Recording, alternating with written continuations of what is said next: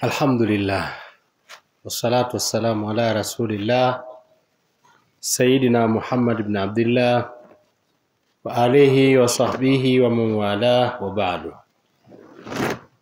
Tunamshukuru Mwenyezi Mungu Subhanahu wa Ta'ala ambaye kwa taufiki yake saa hizi tuko hapa katika mawanja haya kwa ajili ya kumswalia mtume wetu Muhammad sallallahu alayhi wasallam, kwa ajili ya kumtangaza, kumwadhimisha, kukumbushana mwenendo wake, tabia zake na yale aliyokuja nayo.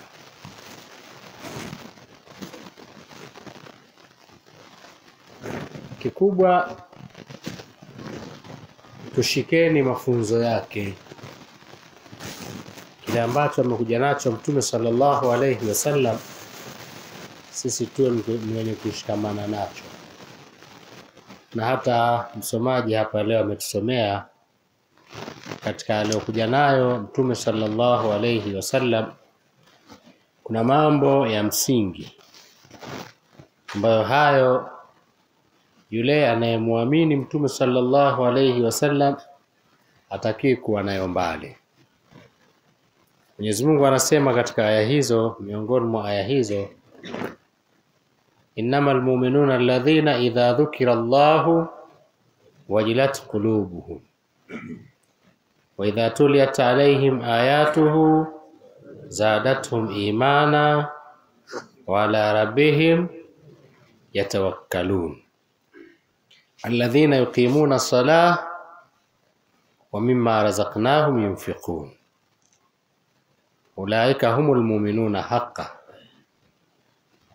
Haya ndio maneno ya Mwenyezi Mungu Subhanahu wa Ta'ala, kwamba aliye na sifa hizi zilizotajwa, huyo ndiye muumini wa haki, ndiye muumini kweli, ndiye muumini wa hakika.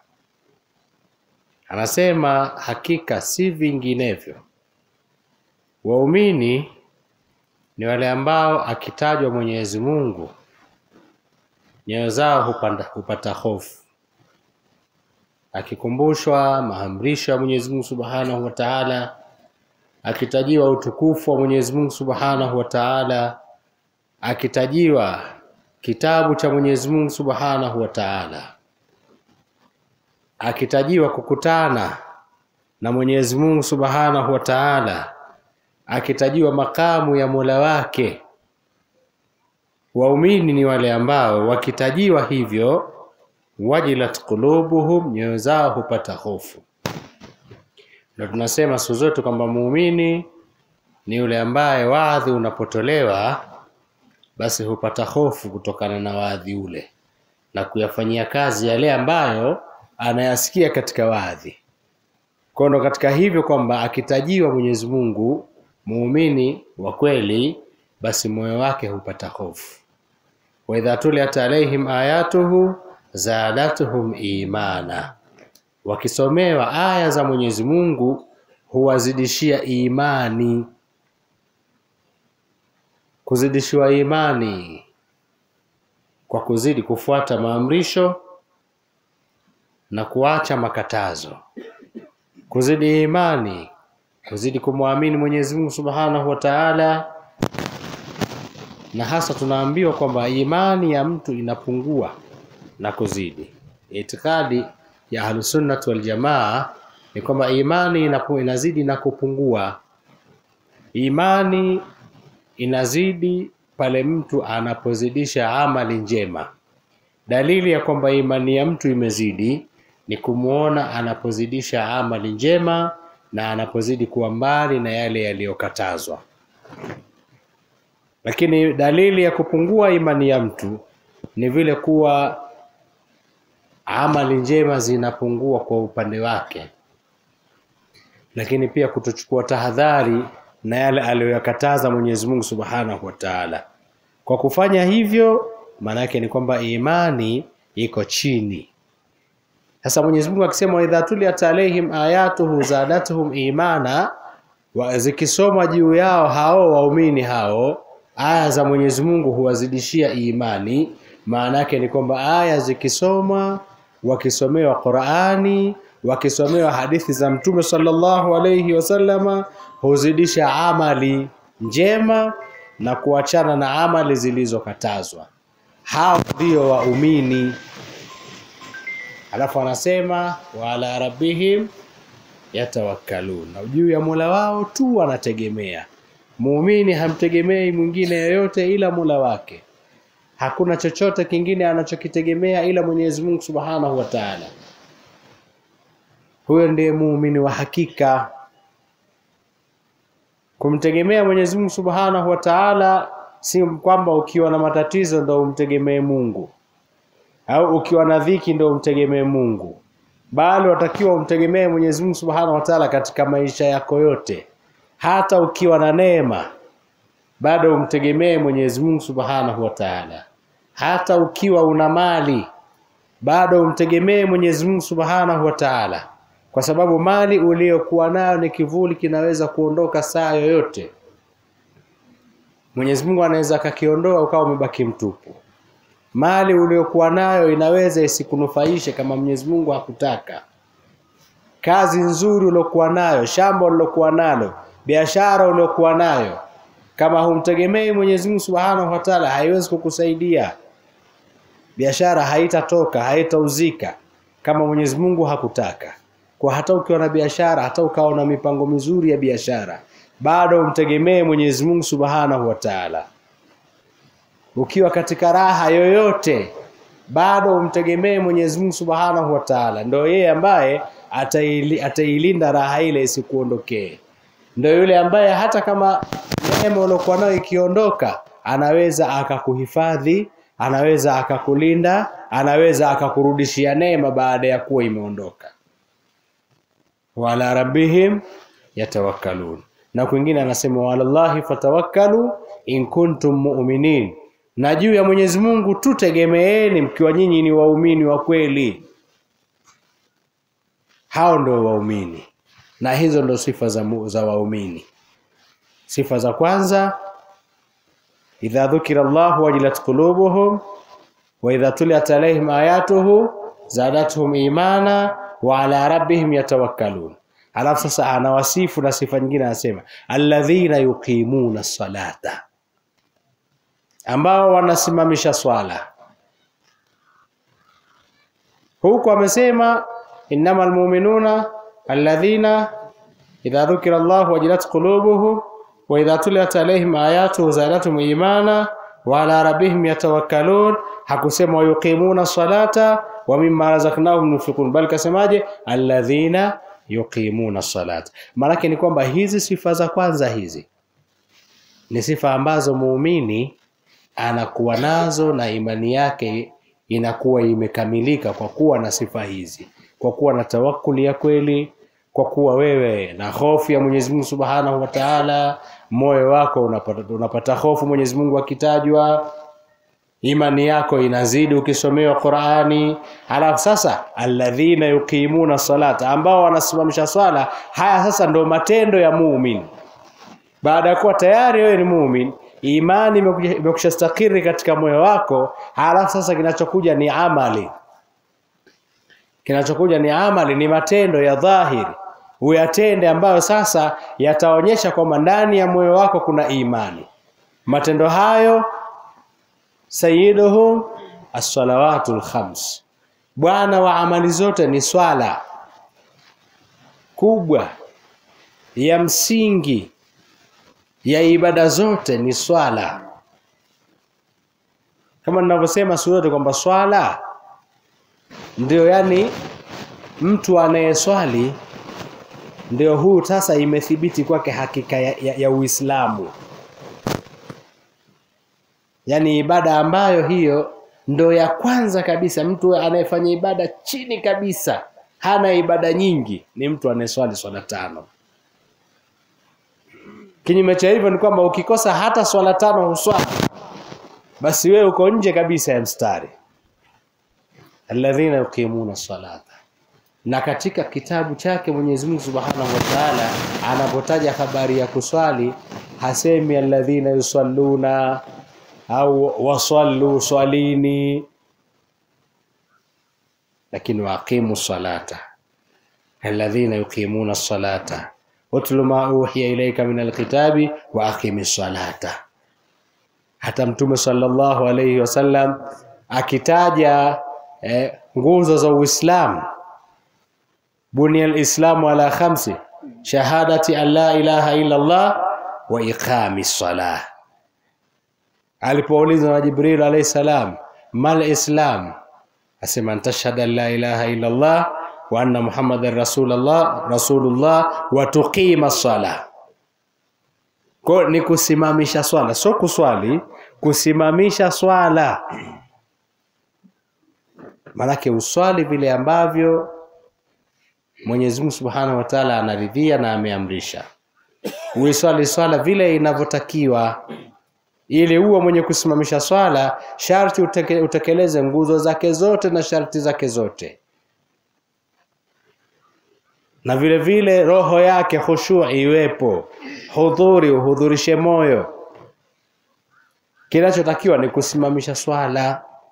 Kwa waumini wa kweli Mwenyezi Mungu anawataja sema alladhina yuqimuna as-sala, ambao wanasimamisha swala. Alafu mimma razaqnahum yunfiqun. Hapa kwenye kutoa hapa mara nyingi wengi wanajitahidi wanaswali, lakini kwenye kutoa kuna shida sana. Sote tunataka tupewe tu.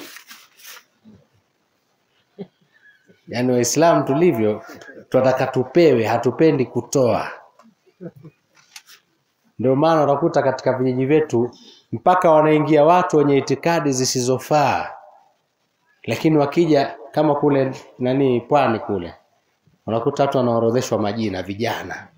Orodheshwa majina nani. Nyinyi mwaorodheshwa majina vipi? Dini, jambo la dini mwaorodheshwa majina ili iweje? Kama ni dini si bora tu hapa mlinganiwe, muonyeshwe zile ibada zilivyo kwamba ndio hizi. Lakini mbona mwaandikwa majina? Na vijana wote watakimbilia huko, manake ni kwamba watapata hela. Nani kasema dini mkupewa jamaa zanguni? Dini anapewa yule ambaye hana, yuko katika dhiki. Si hana tu, yuko katika dhiki. Mfano mtu amepatwa na maafa, mali yake yote imepotea. Mtu ana ulemavu, hawezi kufanya kazi, lazima apewe. Mtu hana ulemavu wote, kazi zake kafanya, lakini bado Mwenyezi Mungu hajamuitika. Halafu ana jukumu kubwa ambalo linahitaji pesa, ana madeni anadaiwa. Lakini sisi bwana tunataka tupewe tu. Kutoa hatutaki. Basi jamani, dini ni kutoa, sio kupewa. Dini ni kutoa.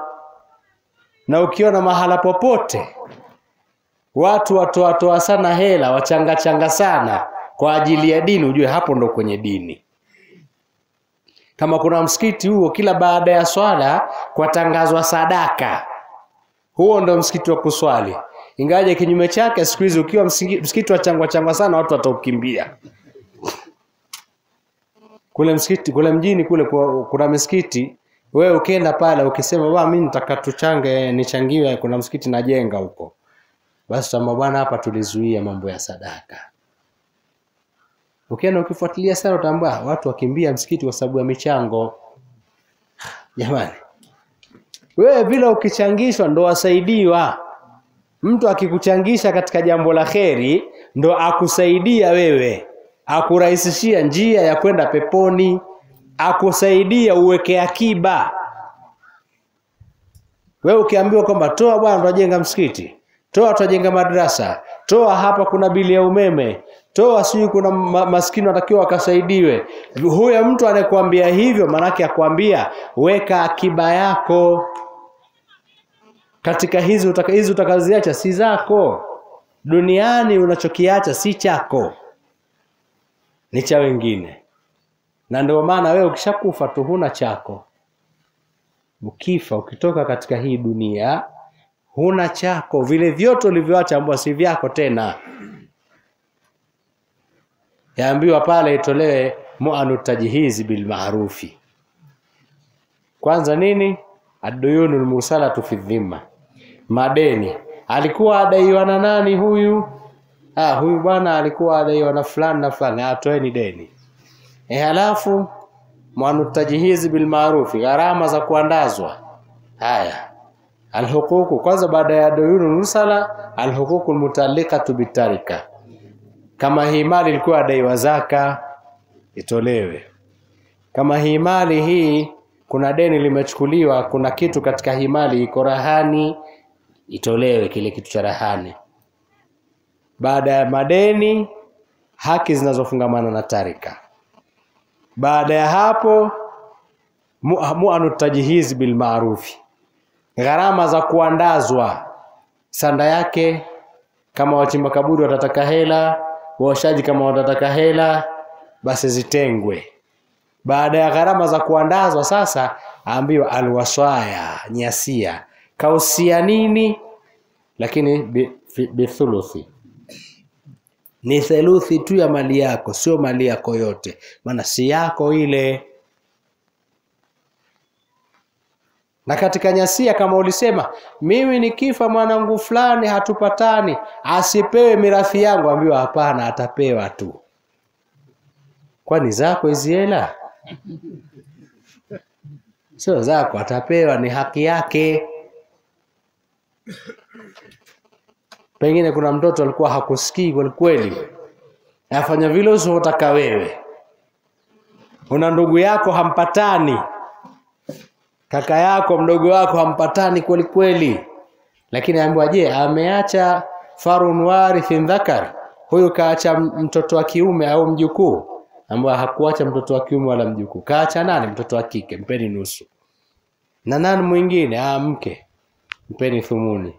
Nani mwingine? Mama, mpeni sudusi. Kuna kilichobaki ameambiwa kipo, yule ndugu yake wasipatana achukue hicho.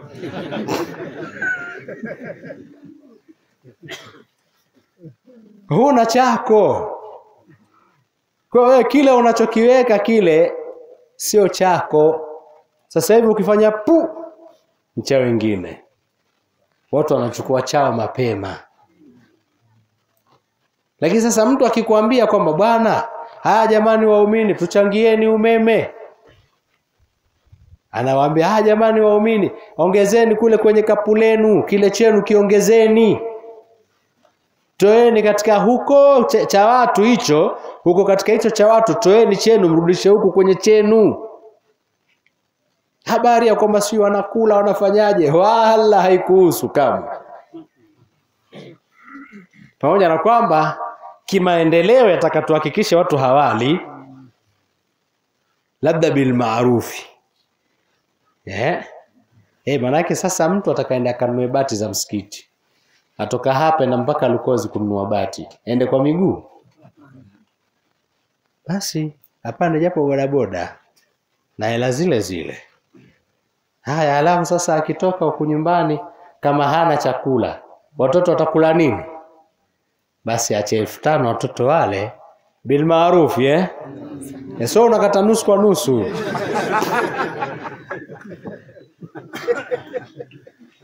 Bil maarufi, weza acha shilingi 1500 katika zile 300,000 za bati la msikiti, kwamba hizi 1500 hizi mke wangu fanya maarifa, mimi naenda kuchukua bati za msikiti. Na wewe bodaboda utanipeleka shilingi ngapi Lukozi na kurudi? 10,000 hii hapa. Kwenye zile 300,000. Yote itakayokuwa ni 10,000 hata kama 30. Lakini kwenye ile bwana, hela hii hapa nipeleke unirudishe. Na bati zangu utazibeba kwa bei gani? Nitazibeba kwa 50,000. Hii. Nunua bati lete. Ndivyo inavyotakiwa. Maana wewe nayo usiokona hela za watu wachanga na wewe wala. Ukila manake wewe wajiandalia moto. Unakula mali ya Allah subhanahu wa ta'ala. Watu wamempa Mwenyezi Mungu, wewe wazila. Sababu hukupewa zako, tumepewa za msikiti. Atakaye kusamehe wewe nani kwamba kwa nini umekula hela za watu? Hakuna, utaenda adhibiwa. Kwa nyinyi mnaotoa, toeni tu. Msiangalie kwamba zitaliwa au haziliwi. toeni tu. Lakini ni vizuri tukaweka utaratibu zisiliwe ili tuende mbele. Ili maendeleo yawepo, tuweke utaratibu zisiliwe. Sababu pia yule mwenzenu msipomwekea utaratibu mzuri mwamuumiza. Atakuwa ala tu hela zenu, mwisho wa siku atakwenda kuhukumiwa mbele ya Mwenyezi Mungu. Kwa ili mumsaidie, wekeni utaratibu mzuri kwamba hela zitakuwa zina kamati hii hapa hii. Halafu mwisho wa siku wataleta hesabu msikitini kwamba jamani tumenunua bati zile pale. Fundi ametaka shilingi 30,000 kuzigonga pale juu. Tumempa hii hapa hesabu. Sije misumari tumenunua ngapi? Hii hapa risiti hii. Utaratibu mzuri ili tuende mbele kwanza, lakini pili tumsaidie huyu mwenzetu anayesimamia asije akenda motoni kwa hela zetu. Lakini habari ya kwamba watu eti misikitini hawachangi kwa sababu hakuna uaminifu tena, huo ni udhaifu wa imani. Huo ni ugumu, ni ubakhili, ni shuhu. Unajua mtu akishakuwa bakhili atafuta sababu tu. Ikishampatikania sababu basi hatoi tena huyo. Kwa ndugu zangu, dini yetu ni ya kutoa, sio ya kupokea. Yaani wewe ukisoma Qur'ani, ukishasoma suratul Fatiha ukaimaliza dibajul Qur'ani. Ukianza sura ya kwanza baada ya dibaje, Alif Lam Mim, dhalika alkitabu la raiba fihi hudan lilmuttaqin. Aya kwanza Alif Lam Mim, dhalika alkitabu la raiba fihi hudan lilmuttaqin. Aya pili ya tatu tu, alladhina yu'minuna bilghaibi wa yuqimuna as-salah wa mimma razaqnahum yunfiqun, ambao wanasimamisha swala na wanatoa zaka, na baadhi ya tulivyowaruzuku wanatoa.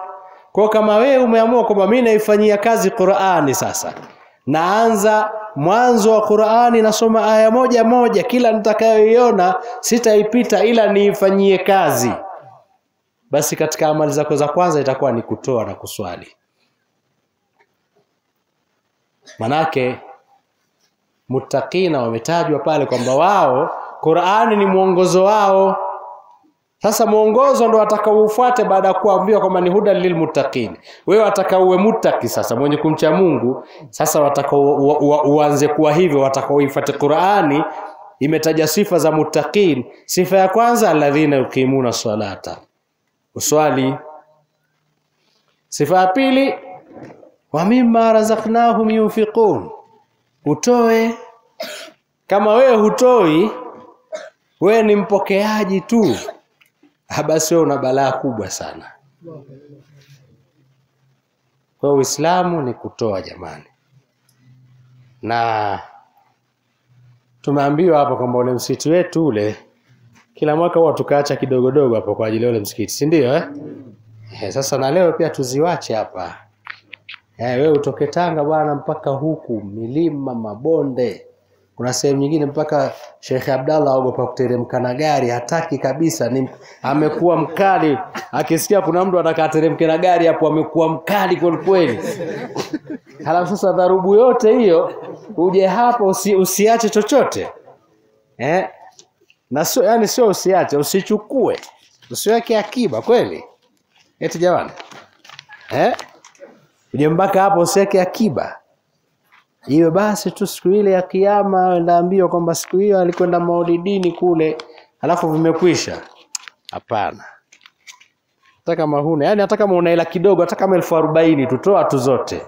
Umeelewana Wewe bakisha shilingi 5,000 tuweze hitaji maji ya kunywa hapo mbele, lakini nyingine hata kama ni 40 50 wewe weka tu. Haya, toeni. Bismillah.